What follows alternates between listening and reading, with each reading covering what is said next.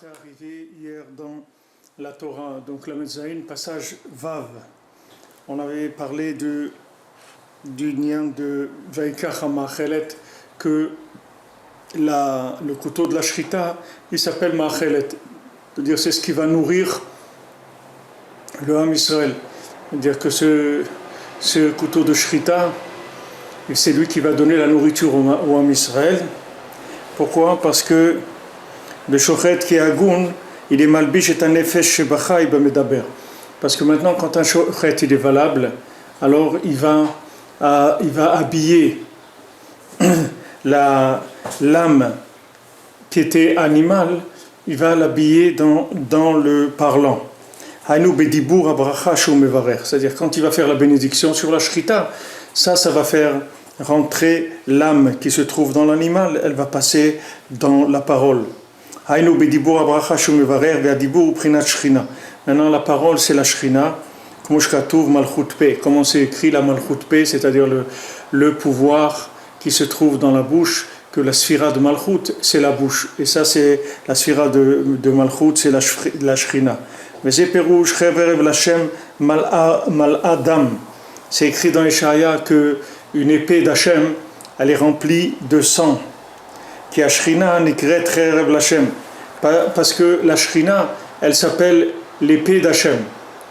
Quand on parle de Shrina, on dit que la Shrina elle-même, c'est l'épée d'Hachem. Vehi prinat dibour. Et ça, c'est la parole, chez prinat cherev pipiot, que s'il s'appelle une épée qui a deux lames. La shon P, ça veut dire qu'est-ce que c'est pipiot? On dit pipiot, ça veut dire qu'elle a deux tranchants. Alors le tranchant de l'épée, ça s'appelle la bouche.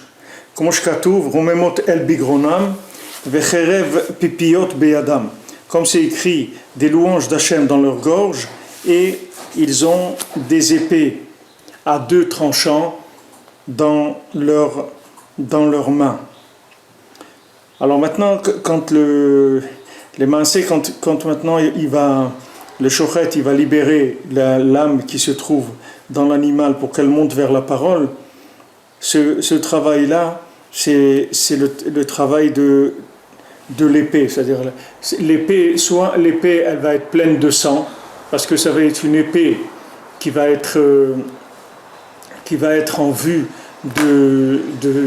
d'alimenter le corps, de faire quelque chose pour le corps. Alors ça s'appelle une épée de sang, ou il y a une épée qui est la prière, c'est-à-dire qu'on voit que l'épée c'est la prière. Quand il a reçu la bracha, Esav, il a reçu la bracha c'est-à-dire que tu vas vivre sur ton épée. Les Maaseh Rabbeinu dit dans le Kutei Moran, dans Torah Bet, sur la Tfila, que l'arme de Mashiach, ça va être l'épée. C'est-à-dire que maintenant la prière, Mashiach il va faire la guerre avec la prière, c'est-à-dire avec la parole. Et c'est ça qui va être son épée. C'est-à-dire son arme, ça va être uniquement la parole et la prière. Ça c'est l'arme du Mashiach. Mais d'un autre côté, on a l'épée de Esav, que c'est une épée de sang. Alors c'est ça qui rapporte le pasuk. Cherev Lachem Mal Adam.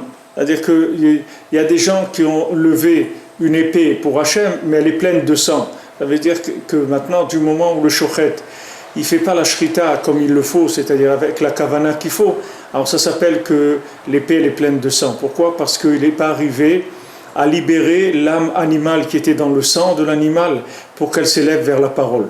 Donc il y a une épée qui va maintenir l'homme dans le côté animal. C'est-à-dire que l'épée elle-même c'est la transition. C'est-à-dire l'épée elle va faire la transition.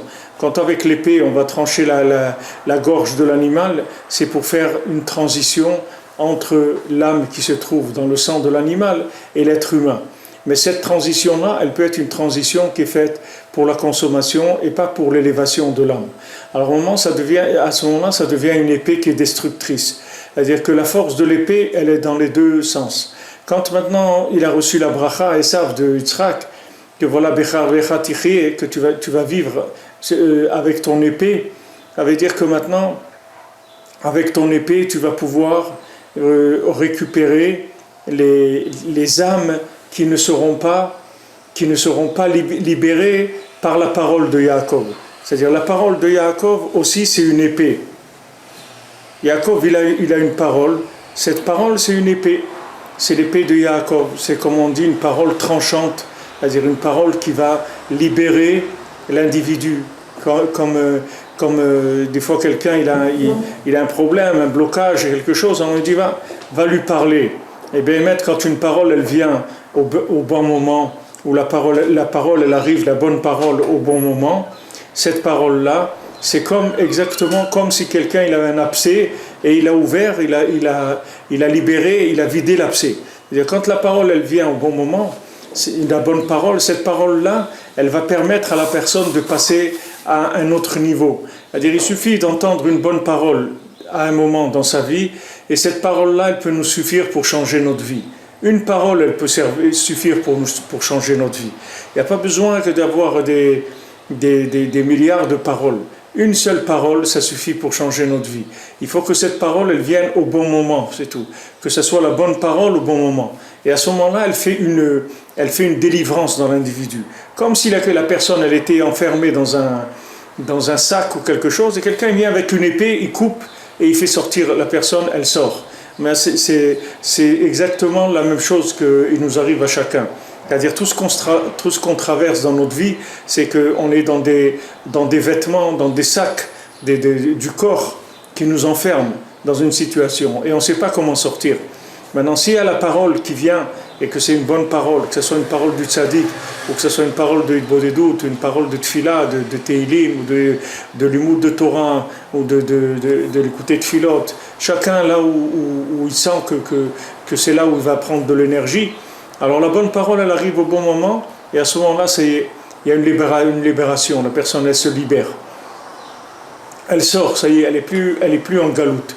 Maintenant, vous voyez, il y a des fois, des gens ils disent, mais tu sais combien de temps je lui ai parlé, j'ai essayé de lui parler et tout, il n'y a rien à faire, il ne comprend rien du tout. Il ne comprend rien. C'est-à-dire qu'il est bouché, il ne comprend rien du tout. Et j'ai essayé de lui parler pour Shabbat, j'ai essayé de lui parler pour les tefilines, j'ai essayé de lui parler de ça, de venir à Oman, de se marier, de trucs, ça. Rien, il est bouché, il ne comprend rien. Mais les maasés, c'est pas vrai. Qu'il est bouché, ça c'est vrai. Qu'il est enfermé, ça c'est vrai. Mais il ne faut pas lui donner la responsabilité à lui, parce que lui, il est enfermé. Maintenant, il est supposé que quelqu'un il a fait une bêtise, il est en prison, d'accord ? Maintenant, il ne faut pas dire que lui, il veut rester en prison. Lui, il ne veut pas rester en prison. Lui, il veut sortir. Mais pour sortir, il faut que toi, tu le fasses sortir. Lui, il ne veut pas sortir. Un prisonnier, il ne peut pas sortir lui-même de prison. Il faut quelqu'un qui prenne un avocat, qui se débrouille, mais il faut que quelqu'un le fasse sortir. Lui, il ne peut pas sortir tout seul. Donc maintenant, quand on accuse la personne de dire que la personne elle est bouchée, elle ne veut pas entendre, etc., c'est pas vrai. Parce que la personne elle est enfermée, ça c'est sûr. Mais maintenant la personne elle veut entendre. C'est pas qu'elle ne veut pas entendre. Seulement il faut trouver la parole qu'il faut au moment où il faut. C'est comme on dit dans la tfila, Al-Ze yitpalel kol chassid le'et metzo. On dit qu'on sait ça après la tfila, quand on fait les Bet Yaakov, avant de faire le mizmor du Yom, on dit Al-Ze yitpalel kol chassid le'et metzo. Sur ça, il va prier chaque chassid pour le'et metzo, pour le moment qui est valable, trouver le moment. C'est-à-dire que maintenant, il y a un moment où la parole, elle est valable. C'est-à-dire qu'il y a un moment où la parole, elle va faire son effet. Et il y a un moment où la parole, elle ne fera pas son effet. Ça dépend de beaucoup d'éléments. Mais ça dépend si on arrive à rentrer dans la personne et à trouver à ce moment-là à quoi elle peut être sensible, la personne, pour pouvoir lui dire la parole qu'il faut à ce moment-là. Il y a une parole qui va la libérer. Bon, Hachem, il y a des paroles, il y a des milliers de paroles qui sont toutes des paroles qui peuvent libérer tout le monde. Seulement, il faut que ça vienne au moment où il faut que ça vienne. C'est-à-dire, il y a un moment propice à ça. Et il faut voir la personne en ce moment-là, à quoi elle est sensible, à quoi elle est prête à être à l'écoute. Et à ce moment-là, la parole va venir, elle va faire son travail. Mais si maintenant, je viens et je dis à la personne ce que j'ai envie, ce que j'ai à lui dire, je dis à quelqu'un, bon, viens, j'ai besoin de te parler, je vais te parler 5 minutes là parce que j'ai des choses à te dire. Ok. Alors il vient, il va lui verser tout ce qu'il a à lui dire, et il dit, bon, tu as compris? Il dit, ouais, d'accord, j'ai entendu. Allez, au revoir, et c'est tout. Alors maintenant, c'est sûr que ça ne sert à rien. Rabbeinu nous dit qu'une parole qui n'est pas entendue, ça ne s'appelle pas une parole. Dibour, shelo nishma venitkabel lo nikra dibour. Une parole, il faut qu'elle soit entendue et reçue aussi. Pas que entendue, il faut qu'elle soit reçue aussi. Maintenant, pour que la parole elle soit reçue, il faut être à l'écoute de l'autre. Il faut être à l'écoute de l'autre. Il y a besoin d'être à l'écoute, comme une longueur d'onde. Maintenant, vous voulez écouter de la musique, par exemple. Ok, alors quelqu'un dit, tu veux écouter de la musique? Pas de problème, allume la radio. Alors il allume la radio, il n'entend rien. Il entend, ça fait du bruit, c'est tout, comme s'il y avait du vent, un ventilateur comme ça qui souffle. Et il dit, mais on n'entend pas de la musique. Et il dit, mais attends, pour entendre la musique, il faut une longueur d'onde. Quelle longueur d'onde c'est la radio? Alors il dit, voilà, c'est 90, longueur d'onde 90. Alors il met sur 90 et tac, ça y est, ça commence la musique. Les individus, c'est la même chose. C'est-à-dire, chaque individu, il est sur une longueur d'onde. Maintenant, si vous voulez connaître la longueur d'onde de l'individu, il faut l'écouter d'abord. Comment vous allez l'écouter? Vous allez parler avec lui d'abord de choses qui ne sont pas ce que vous voulez lui dire. Vous allez parler avec lui de tout et de rien. C'est-à-dire, vous dites comment ça va, etc. Alors, tu te sens bien? Qu'est-ce que tu fais en ce moment? Tout ça. Parle de tout et de rien. Comme ça, on parle. Et ces paroles-là, elles sont faites pour chercher la longueur d'onde de la personne. C'est-à-dire, pendant qu'on va faire cette discussion, qui est une discussion qui n'est pas le vif du sujet auquel on va arriver, à ce moment-là, on va écouter ce que l'autre dit. Quand on va entendre ce que l'autre dit, lui, il va nous donner la longueur d'onde. Il faut que ce que vous disiez à l'autre, ça soit déclenché parce que lui, il va dire. Pas que vous venez vous déverser sur quelqu'un quelque chose. Parce que si vous lui déversez un seau sur la tête, ça ne sert à rien. La personne, elle ne va rien prendre. Même si vous versez un seau sur la tête, elle ne prendra rien du tout. Mais si maintenant vous écoutez l'autre, à un moment, vous allez voir que l'autre, il va ouvrir une porte, il va ouvrir une fenêtre, il va ouvrir une oreille, et il va vous dire quelque chose, que cette chose-là, elle va toucher quelque chose que vous avez en vous et que vous vouliez lui dire. Et à ce moment-là, vous allez lui dire ce que vous allez lui dire, et à ce moment-là, il va entendre, et à ce moment-là, il va sortir. C'est comme si vous avez un code. Vous avez un coffre-fort, il y a un code dessus. Ok. Maintenant, dans ce coffre-fort, il y a 1 milliard d'euros. Voilà. Dans le coffre-fort, il y a 1 milliard d'euros. Quelqu'un vient et vous dit, voilà, si tu arrives à l'ouvrir, le coffre-fort, tu prends tout ce qu'il y a dedans, c'est à toi. Alors maintenant, lui, il voit, qu'est-ce que c'est? C'est rien, c'est un bouton, et il y a 12 chiffres ou un truc comme ça, il tourne, et voilà. Il dit, voilà, mais c'est rien, je vais venir, je vais essayer. Il peut essayer toute sa vie, il ne va pas trouver le code. Il y a un code d'accès. Ce code-là, c'est le fabricant du coffre qui peut vous le donner. Mais vous ne pouvez pas le trouver. Vous pouvez essayer toutes les formules que vous voulez. C'est pratiquement impossible que vous trouviez la formule pour ouvrir un coffre. Parce que c'est des formules qui sont faites d'Afka pour pas qu'on puisse les ouvrir tellement facilement. Ce n'est pas la date de naissance de Pompidou, le coffre-fort. On ne va pas vous donner une date de naissance de Napoléon ou de trucs. Ce n'est pas ça pour ouvrir un coffre-fort. Chaque Ben Adam, il est enfermé. Maintenant, pour le sortir de là où il est, il faut une parole. Alors on dit, bon, ça va, je vais lui parler.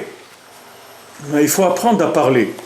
Maintenant, si vous voulez apprendre à parler aux gens, même à vous-même, si vous voulez apprendre à vous parler, il faut d'abord apprendre à vous écouter. Il faut écouter. Quand vous allez écouter, vous allez recevoir la formule. Une fois que vous allez recevoir le code, après vous ouvrez, ça y est. Et après vous rentrez, la parole que vous vouliez dire, et la personne elle reçoit, et voilà, la personne vous l'avez délivrée. C'est comme ça que ça marche. Ça ne marche pas autrement. Sinon personne, vous pouvez parler pendant des jours, personne ne va vous écouter. Ça ne sert à rien. Personne ne va écouter. Parce que il faut que la longueur d'onde, le code, il soit transmis par celui qui va recevoir, pas par celui qui va dire. Parce que celui qui va dire, il ne sait pas à quel niveau il faut qu'il parle. Il ne sait pas du tout à quel niveau il faut qu'il parle.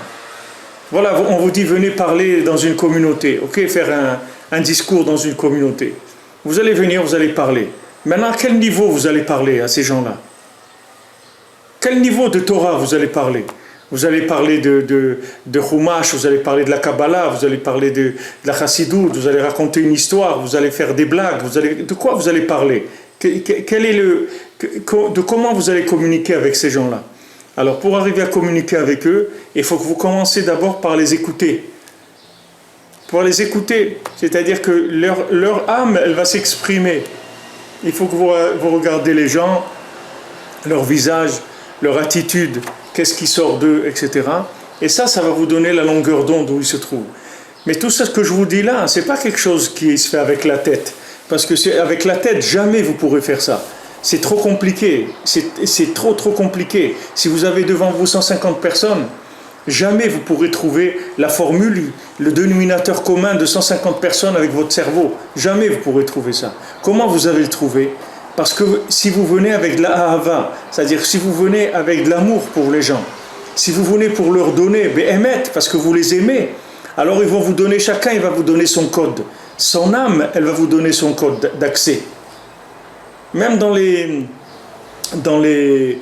aujourd'hui, dans les médecines un peu, qui font un peu chinoises, toutes ces choses-là, kinésiothérapie, des trucs comme ça, vous voyez que quand ils soignent les gens, ils demandent l'autorisation à l'âme de pouvoir faire quelque chose. Et des fois, la personne, elle essaye, elle dit, non, il y a un refus. L'âme, elle ne veut pas. Elle ne veut pas. Alors on ne veut pas, c'est tout. On ne peut rien faire. Si l'âme, elle ne veut pas, on ne peut rien faire, ça ne sert à rien. Parce que c'est comme si un coup de sabre dans l'eau, ça ne sert à rien. Ça va rien donner. Donc maintenant, quand vous mettez dans une position de ahava, de tzedaka, c'est-à-dire que vous venez pour donner, à ce moment-là, quand vous vous mettez en position donner, vous libérez les codes chez les gens. Les gens, ils vont vous donner leurs codes. Parce que quand ils voient quelqu'un qui veut leur donner, les gens, ils s'ouvrent.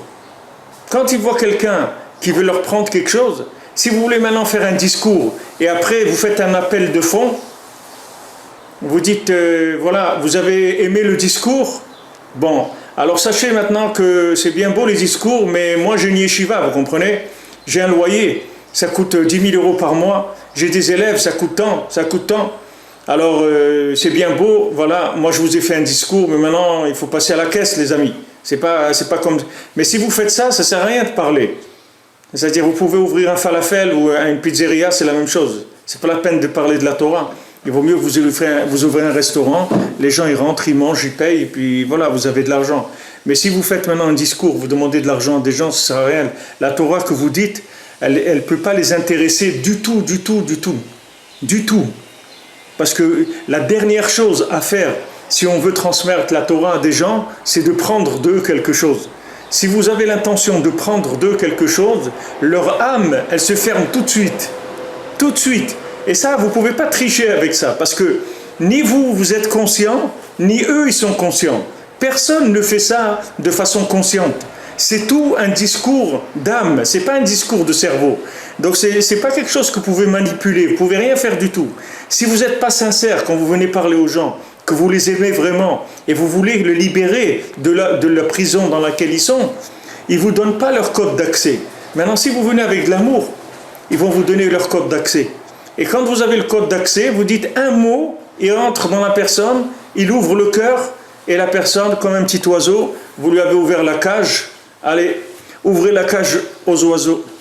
Ouvrez la cage aux oiseaux, ils s'envolent et ils sont libres. C'est ça la technique de comment libérer les gens, comment transmettre la Torah aux gens. Mais dès que Chas Veshalom, il y a des yanaïm d'intérêt, que ça soit de l'honneur, que ça soit de l'argent, n'importe quoi, toutes ces choses-là, ça ferme complètement les individus à la perception de la vérité de la Torah. On ne peut pas mélanger la Torah avec l'argent. C'est deux choses qui sont qui sont différentes. C'est pour ça que même la Torah, les Khatrila, la Torah elle nous a dit, la Torah elle nous dit les Khatrila qu'on doit enseigner la Torah gratuitement. Par exemple, on voit que quand il y a un enseignant qui enseigne dans un cheder, par exemple, il enseigne la lève bête aux enfants. Il n'a pas le droit de prendre l'argent pour enseigner la lève bête. La Torah, elle dit, moi, Bechinam, moi j'ai fait Bechinam, alors vous aussi vous devez faire Bechinam. Moi je vous ai enseigné gratuitement la Torah. Hachem nous a demandé de l'argent, pourquoi? Pour nous enseigner la Torah? Pas du tout. Moshe Rabbeinu nous a demandé de l'argent pour enseigner la Torah, non. Alors on n'a pas le droit de prendre l'argent pour enseigner la Torah. Seulement, comme cette personne-là, quand elle va enseigner la Torah, elle donne de son temps, alors on va payer le temps qu'elle aurait pu aller travailler quelque part. On va payer son temps, mais pas l'étude de la Torah. L'enseignement de la Torah, ça ne se paye pas. On paye uniquement le temps de la personne. C'est comme si vous avez pris quelqu'un, vous avez utilisé son temps, etc. Vous voulez le dédommager pour le temps que vous lui avez pris, c'est tout. Mais ce n'est pas la Torah qu'on paye. Parce que si on paye la Torah, tout le système qu'on a vu ici, il ne peut pas marcher. C'est-à-dire que maintenant, le souffle divin qu'il y a dans les enfants, il ne va pas se libérer. Si maintenant le professeur qui est là, en train d'enseigner la Torah, il est là pour prendre de l'argent aux gens, le cœur des enfants, il ne va pas s'ouvrir. Leur neshama, elle ne va pas se libérer. Et tout ce qu'on a parlé des tikkunim ici, qu'il y a dans la Torah, du roi HaKodesh de l'enfant, il ne s'ouvre pas. L'âme ne s'ouvre pas. Donc maintenant, ce qu'il faut, c'est se mettre dans cette position-là. C'est-à-dire de se mettre dans cette position où on vient pour donner uniquement. On a des enfants, on enseigne à des enfants, on vient pour leur donner de la Torah, on vient pour les faire grandir dans la Torah, c'est tout. On n'a pas du tout l'intention de gagner de l'argent avec ça, c'est pas du tout notre but. Notre but, c'est de faire grandir des âmes du âme Israël, comme un jardinier qui vient faire pousser des âmes qui se trouvent dans le jardin des âmes, comme Rabbi nous dit, qu'il est le Baal Hasadeh, c'est-à-dire celui qui s'occupe du champ et qui fait grandir les âmes. Alors maintenant, le principe, il est très simple, c'est-à-dire comment il fonctionne. C'est qu'il faut qu'il y ait un appel d'en bas pour que le haut, il puisse déclencher la bracha, la Torah. Il faut que l'âme, elle ouvre. L'âme qui va recevoir, c'est elle qui doit ouvrir. C'est pas celui d'en haut. Parce que celui d'en haut, il peut envoyer tout ce qu'il veut. Si celui d'en bas, il ne lui a pas donné les codes d'accès à son âme, il n'y a aucun mot qui va rentrer dans son âme. Pour ça qu'on voit que Rabbeinu, tout ce que Rabbeinu il a dit comme Torot, il a toujours dit avec une hétérouta d'iltata. Rabbeinu toujours, il a dit des Torot à travers de choses qui se sont passées. Rabbeinu, il ne venait pas dire des Torot stam comme ça. Il venait, il dit voilà, je vais vous enseigner quelque chose. Rabbeinu, toujours, il scannait d'abord qu'est-ce qui était en train de se passer dans le monde, ou qu'est-ce qui se passait dans ses élèves. Rabbeinu, il savait qu'un élève, il avait quelque chose, par exemple, qu'il avait un membre de sa famille qui était malade, tout. Alors Rabbeinu lui demandait comment ça va, etc. Alors l'élève, il disait, oui, voilà, je suis venu, mais voilà, j'ai quelqu'un malade à la maison, etc. Et voilà, il souffre et tout. Et là, Rabbeinu commençait à dire une Torah par rapport aux paroles que l'autre, il a dit. Maintenant, dans les paroles que l'autre, il a dit, c'est ça qui a déclenché la descente de la Torah. Que Rabbeinu, et jamais Rabbeinu disait une Torah à froid comme ça, venir et boum, envoyer une Torah sur les gens. Et les gens ils t'ont rien demandé, qu'est-ce que tu es en train de leur bombarder de la Torah? Ils t'ont demandé quelque chose, tu n'as rien demandé du tout. Tu n'as rien demandé. Qu'est-ce que tu viens leur bombarder de la Torah sur la tête? Ils t'ont rien demandé du tout. Ah, ils sont intéressés, ils veulent de la Torah, ça c'est autre chose. Il vient, il te dit enseigne-moi la Torah. Tu dis voilà, il y a un cours de Torah, si vous voulez venir, venez. Alors il vient, ça veut dire que son âme, elle est prête à recevoir, il n'y a pas de problème. À ce moment-là, il n'y a pas de problème. Mais si maintenant, tu viens envoyer des paroles à vide, ça s'appelle Dibour Shab, c'est-à-dire ce sont des paroles qui sont pour rien. C'est-à-dire tu parles pour rien, ça ne sert à rien. Les paroles que tu vas dire, elles ne servent à rien. Ça peut être une Torah extraordinaire, théoriquement, mais elle n'a pas de rapport avec les âmes qui sont présentes. Et la Torah, elle n'est que pour les âmes du âme Israël. C'est-à-dire c'est pour les âmes la Torah. La Torah, c'est pas pour l'intellect, c'est pas pour comprendre des choses. La Torah, c'est pour alimenter l'âme. Maintenant, pour alimenter l'âme, il faut que l'âme, elle s'ouvre, elle se mette en position de recevoir. Maintenant, quand vous venez pour enseigner aux gens, et que maintenant vous les aimez, Béhémet, et que vous voulez vraiment qu'ils s'en sortent, c'est comme si vous avez un médicament, et les gens ils viennent, ils sont ce médicament, on dit mais bien sûr, venez, on tout ce médicament, on l'a emmené que pour ça, que pour vous soigner, que pour vous aider, et vous soignez les gens, vous donnez du médicament sans arrêt, vous soignez les gens. C'est comme ça qu'on enseigne la Torah. C'est pas maintenant que quelqu'un il vient et il balance quelque chose sur des gens qui lui ont rien demandé. Il y a des gens malades. Quand les gens ils ont pris conscience qu'ils sont malades, alors ils vont se mettre à chercher. Et quand ils vont se mettre à chercher, ils vont trouver. C'est ce qui s'est passé avec Yosef et ses frères. Yosef, il a balancé à ses frères des choses. Il leur a dit, voilà, moi je suis venu, voilà, j'ai toutes les gerbes de blé qui se prosternent à moi, etc. Il leur a dit des paroles, que ces paroles-là, ils ne pouvaient pas entendre. Ils n'étaient pas capables d'entendre. Alors quand son père, il a envoyé Yosef, Yaakov il a envoyé Yosef, il lui a dit va voir à Shrem, qu'est-ce qu'ils font tes frères. Et lui, il a été à Shrem, après il a continué, il a été à Shrem, il ne les a pas trouvés. Alors il a dit maintenant, il a demandé là-bas à quelqu'un, il lui a dit est-ce que tu as vu mes frères, tu ne sais pas où ils sont. Il dit oui, j'ai entendu qu'ils allaient à Dothan. Alors il a été à Dothan. Quand il est arrivé à Dothan, c'est là où ils lui sont tombés dessus, ils ont voulu le tuer, etc. Maintenant lui, il ne devait pas aller à Dothan. Parce que lui, ce qu'il devait leur dire, c'était à Shrem, pas à Dothan. À Shrem, s'ils étaient à Shrem, ils pouvaient faire passer le message. Quand ils sont partis, ils se sont éloignés plus. Ils ont été à Dothan, ils devaient rentrer chez lui et dire à son père, voilà, j'étais à Shrem et je ne les ai pas trouvés. Et quelqu'un il m'a dit qu'ils étaient à Dothan, mais comme tu m'as dit de venir à Shrem, d'aller les chercher à Shrem, je ne les ai pas trouvés à Shrem, donc je suis revenu à la maison. Maintenant, si tu veux que j'aille à Dothan, j'irai à Dothan. Et à ce moment-là, Yaakov lui aurait dit non, ne va pas, reste là. Parce qu'il savait que dans Shrem, il y avait la possibilité de transmettre. Dans la Shrem, il y avait la possibilité de transmettre. Et ce qui s'est passé dans Shrem aussi, que Shimon et Lévi, ils ont tué Shrem ben Hamor, parce qu'il avait pris Dina, ça aussi c'est la même histoire que ce qu'on est en train de voir ici. C'est-à-dire, il y a une khérev, il y a une épée qui est pleine de sang, et il y a une épée qui est une épée pour libérer la parole.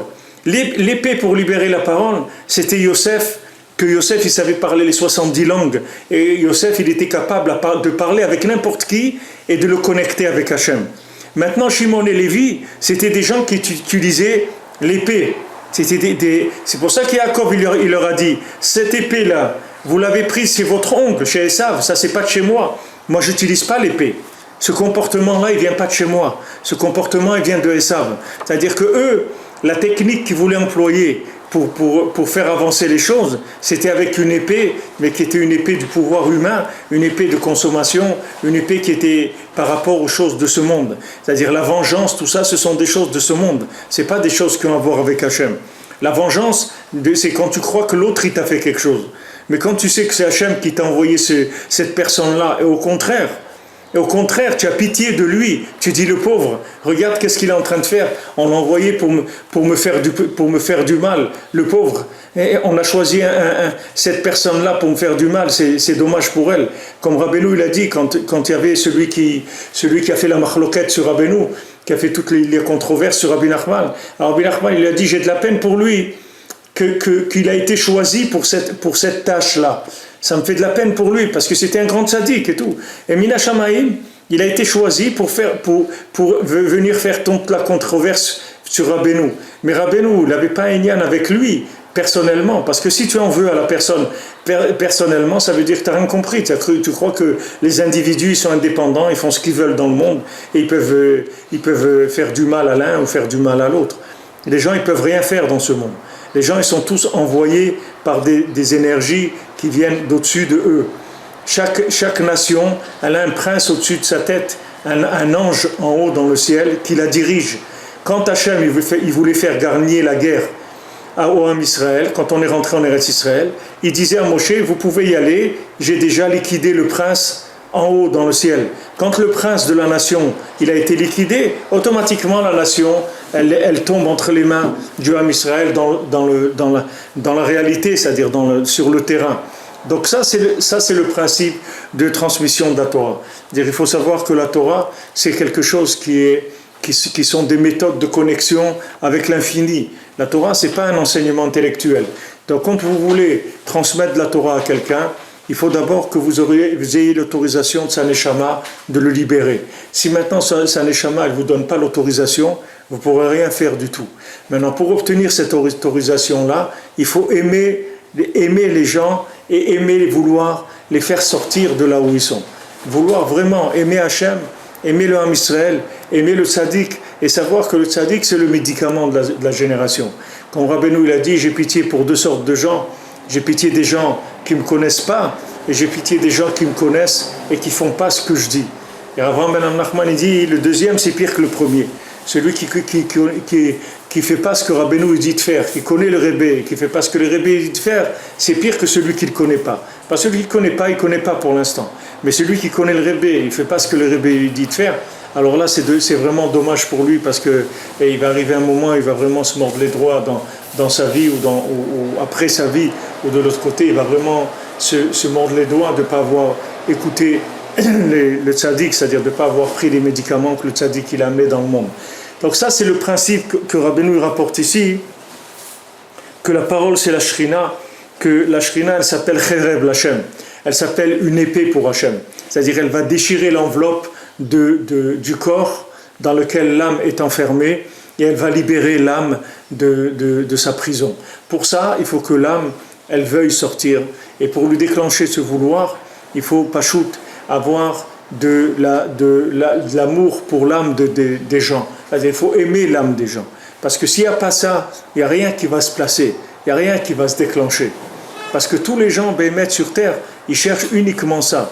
Ils cherchent à avoir une place, ils cherchent à être aimés, à être considérés, à ce qu'on les regarde, qu'on tienne compte d'eux, qu'on les admire, qu'on leur donne un peu d'attention, un peu d'affection, qu'on s'intéresse à eux. C'est ça que les gens y cherchent. Quelqu'un il m'a raconté ici, quand dans un des cours que j'ai fait, il m'a dit, lui, il était à l'école juive, il avait des difficultés un petit peu en hébreu, dans une matière, et le professeur lui a dit, regarde, toi, de toute façon, tu comprends rien et tout, voilà, mets-toi là-bas dans le coin et joue pendant que nous, on est en train de faire le cours et tout, ne nous dérange pas, c'est tout, mais mets-toi là-bas. Maintenant, quelqu'un comme ça, comment vous voulez qu'il apprenne la Torah ? Il va apprendre la Torah, il va aimer la Torah. Quelqu'un vous l'avez mis au fond de la classe, vous lui avez dit et joue pendant que nous on est en train de faire le cours. Ça veut dire tu es nul, de toute façon toi tu ne peux pas comprendre ces choses-là, et ne dérange pas déjà, c'est tout ce qu'on te demande. Mais les gens ils ne veulent pas ne pas déranger, les gens ils veulent exister, ils ne veulent pas ne pas déranger. C'est pas comme dans les hôtels, ils mettent un truc, not disturb sur la porte, dérangez pas. Les gens, ils ne veulent pas que ça, qu'on leur dise de ne pas déranger le monde. Les gens, ils veulent exister, ils veulent vivre. C'est ça qu'ils cherchent, les gens. Ne croyez pas qu'ils cherchent autre chose. Tous les individus sur Terre, ils cherchent la même chose. Il n'y a personne qui cherche autre chose. Tout le monde cherche à être aimé, à être considéré, à ce qu'on s'intéresse à lui, à ce qu'il soit quelque chose, qu'il représente quelque chose par rapport à X choses. Mais c'est ça que les gens y cherchent. Donc maintenant, quand vous voulez enseigner la Torah, il faut que vous montriez un intérêt par rapport à la personne. Que vous êtes intéressé, mamash, de la soigner. Comme si vous allez chez des médecins. Il y a des médecins qui sont très forts, mais ils n'ont pas envie de soigner les gens. Et ça se sent tout de suite. Vous allez chez un médecin, de la façon dont il vous parle, tout de suite vous voyez. Et ça, c'est dans tout c'est comme ça. C'est pas que par rapport à un médecin, par rapport à tout, c'est comme ça. Il y a quelques semaines en Eretz, j'étais à la banque, je devais régler un problème, qu'ils devaient faire un virement, qu'ils n'ont pas fait, il y avait un petit problème. Donc j'ai été voir, pas le grand directeur, le sous-directeur. Alors je rentre et je lui dis, voilà, je viens te voir, parce que j'ai un problème, je vais avoir un virement, tout ça. Alors il commence à me poser des questions. Il me dit, mais la demande du virement, tu l'as faite comment ? tu as envoyé un fax? Je lui dis, non, je l'ai téléphoné comme d'habitude, comme je fais. Ah, il me dit, non, mais il faut envoyer des fax. Il commence à me faire un cours sur les règles de la banque. Alors, maman, je l'ai laissé en train de parler. Je lui dis, on se reverra une autre fois, d'accord? Shalom. Je l'ai laissé, il a continué à parler tout seul. Je suis parti, c'est tout. Parce que j'ai vu que la personne, elle ne m'a pas écouté. Elle a pris un mot ou deux de ce que j'ai dit. Et il a commencé, c'est un jeune qui vient des formations des écoles de commerce ou de banque en Eretz. Donc lui, dès que je parlais de virements, des trucs, il a commencé à dire ce qu'il a appris sur les systèmes des virements bancaires. Il a commencé à me réciter une récitation sur les règles. Mais moi, je lui dis, vas-y, continue, tu peux continuer à réciter si tu veux. C'est-à-dire, moi, je ne vais pas te déranger si tu veux réciter, récite. Mais moi, je suis venu pour parler avec toi, pour que tu m'arranges un problème. Je ne suis pas venu que tu me récites les lois de fonctionnement de la banque. Ça, c'est la même chose.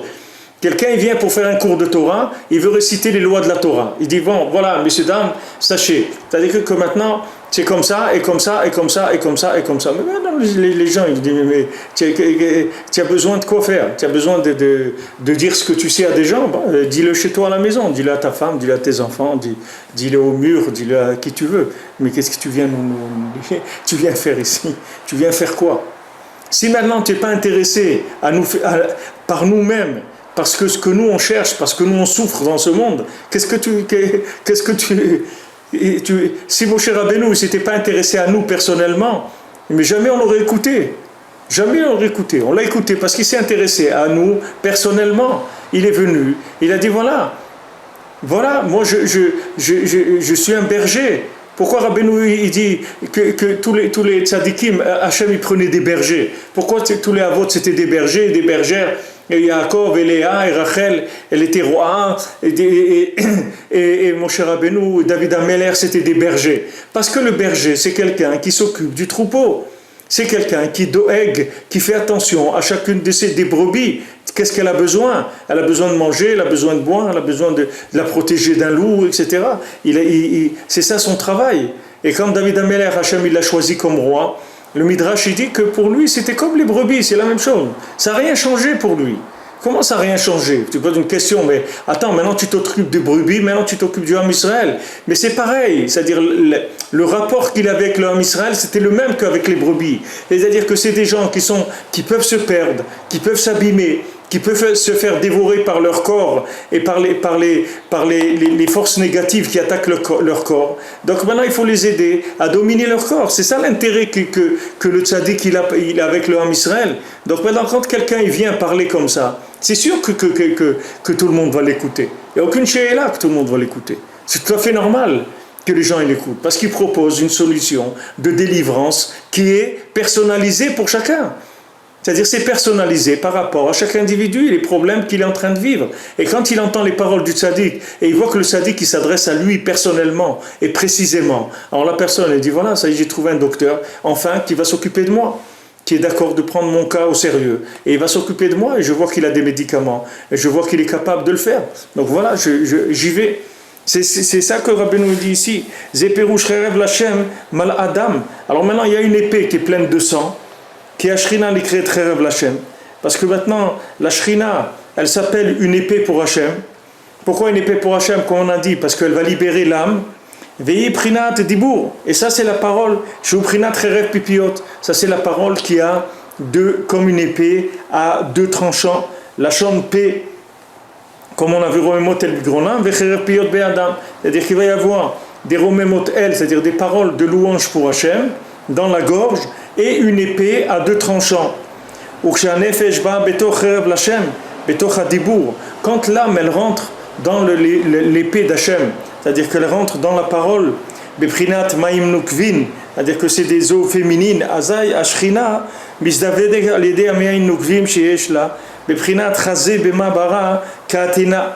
regarde avec quoi est-ce que ton fils il est venu, c'est-à-dire que maintenant quand tu as une action en bas, que c'est une action qui déclenche une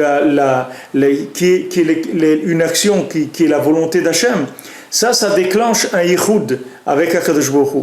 C'est-à-dire que quand maintenant on fait un appel à Hachem, qu'on fait la place à Hachem dans notre cœur, ça fait une union avec Hachem. C'est-à-dire, on fait un yichud, kutshab birichu ushchinte. On dit voilà, Hachem et la Shrina, on les a mis ensemble.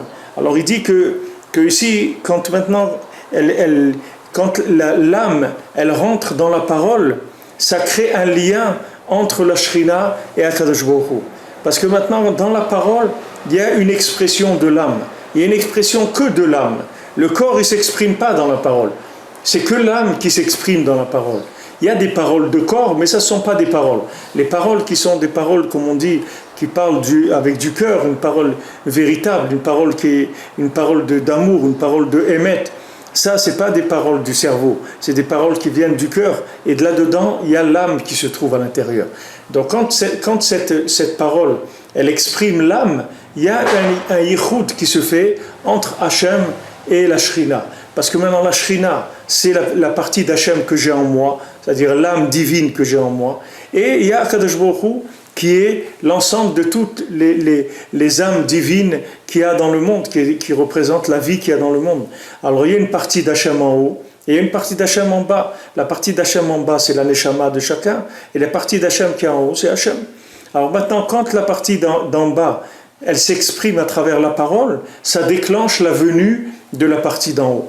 C'est-à-dire que dès qu'il y a expression de l'âme à travers la parole, ça déclenche ce qu'il dit ici, Maïm Nukvin, des eaux féminines, ça veut dire un appel au masculin, c'est-à-dire un appel au niveau supérieur qui est Akadosh Baruch Hu, et à ce moment-là, il y a un yichud entre la Shrina et Hachem. Ça, c'est dans le cas où les choses se font comme il faut, c'est-à-dire de façon positive. Vezeh cherev l'Hachem al Adam. Et alors maintenant, quand on dit que l'épée d'Hachem elle est pleine de sang, minefashot haolot ba beprinat ma'im nukvim aliyah zivug hi mekabelet parnasa leIsraël. Alors maintenant, quand il y a ce yichud là entre l'âme d'en bas et l'âme d'en haut et Hachem, ça fait descendre la parnassa dans le monde. C'est-à-dire que ça fait descendre du shefar dans le Ham Israël. Il y a du shefar qui vient de l'abondance qui descend. Et c'est Pérouge, Benafshenu Navi Lachmenu. Et c'est ça qui est écrit dans la Torah, dans Echa, on dit Benafshenu Navi Lachmenu. Avec notre âme, on va amener notre pain. Mipne Cherev Amidbar, à cause de l'épée du désert. Aïnou, c'est-à-dire maintenant, quand l'épée elle est désertique, c'est-à-dire que l'épée, elle n'a pas du tout ramassé l'âme. C'est-à-dire que comme je vous ai dit tout à l'heure, c'est-à-dire que maintenant, si la personne qui vient enseigner la Torah, c'est une épée du midbar, c'est-à-dire que la personne elle enseigne une Torah qui n'a pas de cœur, qui n'a pas d'amour par rapport aux gens, qui ne va pas toucher l'âme des gens, alors à ce moment-là, il n'y a pas de parnassa. C'est-à-dire qu'il dit voilà, on est obligé d'aller chercher le pain avec notre âme. Pourquoi ? Parce qu'il y a une épée, que cette épée-là, ce n'est pas une épée qui libère la parole. C'est une épée qui est Cherev Midbar. Au lieu que ce soit Cherev Medaber, c'est Cherev Midbar. C'est-à-dire c'est désert. C'est le désert. C'est le désert. Comme quelqu'un, il a vu une fois un rab, il a vu quelqu'un, il était en train de faire le tachanoun, il tapait comme ça. Alors le rab, il lui a dit, il se pas la peine de taper, il n'y a personne dedans. Qu'est-ce que tu tapes ? Tu es en train de taper, personne ne va t'ouvrir, il n'y a personne dedans. Tu tapes quoi ? C'est-à-dire quelqu'un, il vient, il tape sur les gens. Qu'est-ce qui va sortir des gens ? Rien du tout. Il ne va rien faire sortir des gens. C'est pas en tapant sur les gens qu'on peut sortir la Torah. Il faut les aimer. Si on n'aime pas les gens à qui on enseigne la Torah, il ne faut pas enseigner la Torah. Il y a beaucoup d'autres choses qu'on peut faire dans la vie. Mais il ne faut pas enseigner la Torah. La Torah, il faut enseigner si on aime les gens. Sinon, il ne faut pas enseigner la Torah. C'est écrit, Rabbeinu dit dans Sefer Amidot, qu'il ne faut pas apprendre la Torah de quelqu'un qui est un kassan, quelqu'un qui est coléreux. Il ne faut pas apprendre la Torah de lui. Parce que la Torah, ça ne s'apprend pas dans la colère. La Torah, ça s'apprend dans la joie, ça s'apprend dans l'amour, ça ne s'apprend pas dans la colère. Si on voit quelqu'un qui a Cherev Amidbar, il a une épée du désert, c'est-à-dire une épée dans laquelle il n'y a aucune affection, aucune attention, rien du tout. Il y a pas ça enlève la parnassa, ça asphyxie les âmes. Les âmes, elles n'ont pas de parnassa. Elles n'arrivent pas à se nourrir. Pourquoi on s'est trouvé en galoute ? Pourquoi on est encore en galoute ? Parce que la Torah que les gens ils ont enseignée, les rabbanim ils ont enseigné, c'était une Torah de Cherev Amidbar. C'était pas une Torah de Cherev Amedaber. Si la Torah qui nous avait enseigné, elle nous aurait parlé, jamais quelqu'un il va quitter la Torah. Pourquoi il va quitter la Torah? Si la Torah lui parle, pourquoi tu veux qu'il quitte la Torah? C'est ce qu'il est en train de chercher toute la journée, quelque chose qui lui parle. C'est ça qu'il fait. Le pauvre, il cherche toute la journée, qu'est-ce qui peut lui parler, de quoi il peut être concerné, qu'est-ce qui peut le concerner, se sentir concerné et sentir qu'il concerne quelqu'un, qu'il a une importance, qu'il a une existence pour quelqu'un. C'est ça qu'il cherche. Pourquoi il va aller ailleurs? Il n'a aucune raison d'aller ailleurs. La Torah, c'est son âme à lui. Mais quand on l'a asphyxié avec une Torah qui vient du Cherev Hamidbar, c'est-à-dire de l'épée du désert, alors Benafshenu Naviet Lachmenu, à ce moment-là, avec son âme, il doit aller chercher son pain. Le pauvre bonhomme, il va, il cherche toute la journée de la vitalité. C'est ce qui s'est passé avec Yosef. C'est-à-dire Yosef, comme ils n'ont pas voulu se rapprocher de lui, ils ont voulu le tuer. Donc après, il les a laissés. Ils se sont affamés. Ils sont arrivés dans Belachmenu Benafshenu Naviet Lachmenu. Avec notre âme, on va amener notre pain. Donc ils ont été obligés d'aller en Égypte. Et à ce moment-là, Yosef il leur a donné à manger. Et à ce moment-là, Yosef il leur a dit Ani Yosef. À ce moment-là, ils ont trouvé le tzaddik, ils ont trouvé celui qui pouvait leur donner à manger spirituellement, matériellement, tout. Ils ont trouvé la bracha qui est venue. Mais comme ils étaient avant, ils ne pouvaient pas parler avec lui. Ils ne pouvaient pas parler avec lui Béchalom. Ils n'arrivaient pas, ça ne leur sortirait pas de la bouche. Ils n'avaient que des paroles de guerre avec Yosef. Ils n'arrivaient pas à parler avec lui Béchalom. C'est-à-dire qu'ils étaient, comme Rabbeinu dit, c'était un shalom dans lequel il n'y avait pas de bouche. C'est-à-dire c'est un shalom sans bouche. C'est-à-dire c'est un shalom, c'est-à-dire que, comme on dit, fiche-moi la paix. C'est pas la paix, c'est fiche-moi la paix. C'est-à-dire reste là-bas et moi ici, c'est tout. Ne t'occupe pas de mes affaires, je ne m'occupe pas des tiennes. Mais ça, c'est un yichud. Avec ça, on ne va pas faire d'yichud. Ça ne s'appelle pas d'yichudim. Ça s'appelle Cherev Hamidbar. C'est-à-dire c'est l'épée du désert. C'est désert, il n'y a pas de présence d'âme. Il n'y a aucune affection, aucune attention, il n'y a rien du tout là-dedans.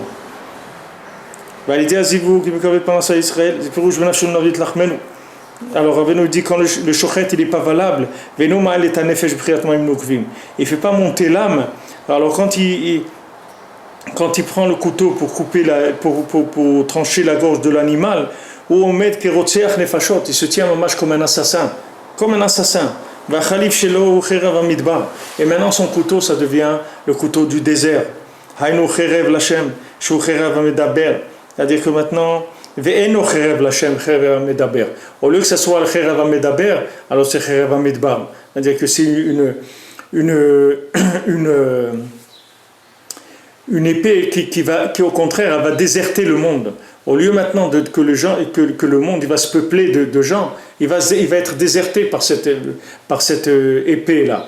Comme les gens ils font fuir les gens de la Torah, ils dégoûtent les gens de la Torah par leur comportement, par leur attitude, par leur attention. Il ne faut pas attention à dire à quelqu'un shalom, Shabbat shalom, et des choses simples. Mais une personne elle prie dans une synagogue des années, personne ne dit Shabbat shalom, mais rien. Mais c'est Cherev Hamidbar, c'est une épée du désert. C'est une épée qui rend le monde désert. C'est quoi une Torah où quelqu'un on ne fait pas attention à l'autre, on ne dit pas un mot, quelque chose, rien, pas un regard, un sourire, rien. Les gens, c'est comme des... Ça, c'est terrible. Ce que dit Rabbeinu dit, c'est Rotziach Nefashot. C'est un assassin, le bonhomme. C'est mamash un assassin. C'est pas... Quand quelqu'un il rencontre son voisin de palier et tout, lui dit pas bonjour, c'est un assassin, le bonhomme.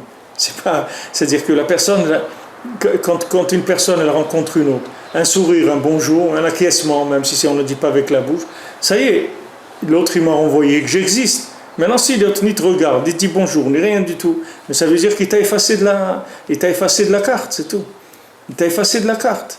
C'est-à-dire qu'il t'a mis un coup. Maintenant, même si tu te rends pas compte parce que ça va très vite, mais si tu analyses la situation doucement, tu vas voir que ça t'a mis un coup. Parce que les mains, on a besoin de se sentir exister. Si on ne se sent pas exister, la vie, elle sert à quoi? Alors ces gens-là, c'est des épées qui font le désert dans le monde. C'est des épées qui rendent le monde désertique. C'est ça leurs attitudes. Leurs paroles, c'est des paroles qui font déserter le monde. Ça crée, pourquoi on dit les déserteurs? Ils sont sauvés, c'est tout. Alors ça fabrique des déserteurs, des gens qui se sauvent. Au lieu que ces gens-là, ils soient intéressés par la Torah et qu'ils fassent la Torah, les gens ils vont se sauver de la Torah. Ils se sauvent. Combien de parents ils viennent, ils pleurent, ils disent voilà, mon fils il veut plus faire la Torah, mon fils il s'est éloigné, les trucs, il est parti, etc. Mais c'est normal. Avec quoi tu fais grandir la Torah en lui? Qu'est-ce que tu utilises pour lui faire grandir sa Torah? Qu'est-ce que tu lui donnes comme élément qui le concerne et qui se sente aimé, qui sente que c'est une solution pour lui et que ça lui parle vraiment à l'intérieur. Alors Rabbeinu ici, quand il parle du shochet, c'est quand Rabbeinu parle du shochet, il parle du shochet à tous les niveaux, c'est-à-dire il y a le shochet qui est mamash, celui qui fait l'abattage rituel, mais aussi le shochet, comme on l'a dit plusieurs fois, c'est-à-dire celui qui doit fournir l'énergie à l'autre, celui qui doit libérer l'autre, il s'appelle un shochet aussi, c'est-à-dire qu'il doit le libérer de là où il est. C'est exactement comme le shochet qui va faire sortir la personne de la prison dans laquelle elle est. Rabbeinu dit pourquoi il faut être besimcha, pourquoi il faut sourire tout le temps, parce qu'il dit qu'un sourire, ça peut donner la vie à quelqu'un. Quelqu'un, il voit quelqu'un, il le rencontre, ah bonjour, il rigole, il sourit, ça va bien et tout. Ça donne un coup, etc., qu'il n'a pas envie de sourire. Mais le fait de sourire, il faut savoir que c'est donner de l'énergie aux gens. Et ça, tout le monde en a besoin. Il n'y a personne qui peut dire qu'il n'a pas besoin de ça. Bezat Hashem, Be'atzlacha, Yom Tov, Kol HaYeshuot, Bezat Hashem. On essaye de faire ce soir à 3 heures, comme d'habitude, pour ceux qui sont sur Internet, Bezat Hashem. D'énergie, ça donne de la force à l'autre. Même si lui, il a des soucis, malade, il dit, vous pouvez me donner